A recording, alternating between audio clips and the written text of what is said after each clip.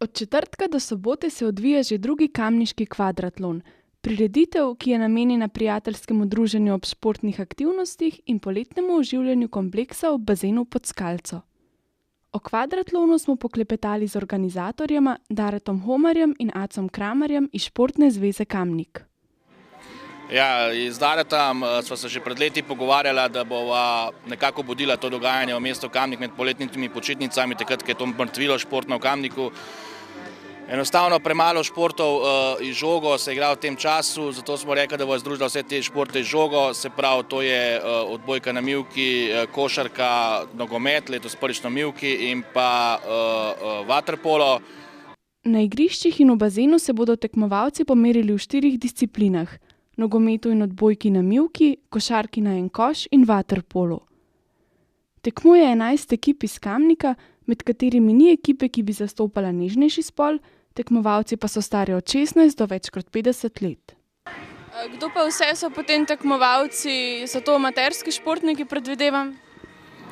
Ja, ne, niso samo amaterski športniki, imamo tudi kar nekaj reprezentantov. Že lansko leto smo imeli košarkaškega reprezentanta, letos imamo 2 vaterpolo reprezentanta tukaj, tako da to je odprto za vse. Enostavno, težko je dobiti človeka, ki je sposoben vse 4 tekmovanja igrati enakovredno. Kako ste pa zadovoljni z odzivom tekmovalcev? Je mogoče letos več ekip kot lani?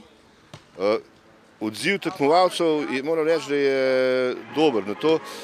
Že to čas dopustov je ponavadi, da ni ljudi toliko doma, ampak odziv je, kako rekel, enak kot lansko leto, s tem, da se je nekaj ekip zamenjalo. Sodniki so Kamničani, ki aktivno delujejo na športnem področju ali pa kar člani ekip, razen pri vaterpolu, kjer sodijo strokovnjaki. Kdo pa vse sodeluje pri organizaciji kvadriatlona?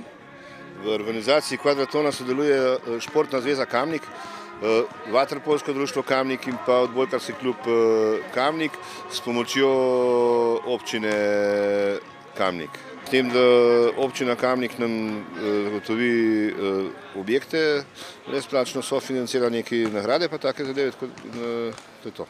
Letos je prvič zraven dala sredstva tudi Fundacija za šport, kar je posebno priznanje za nas in mislim, da smo na pravi poti. Dobro smo še omeniti tudi pokrovitelja zadnjega dneva, reševalec že je Klavdij Koderman.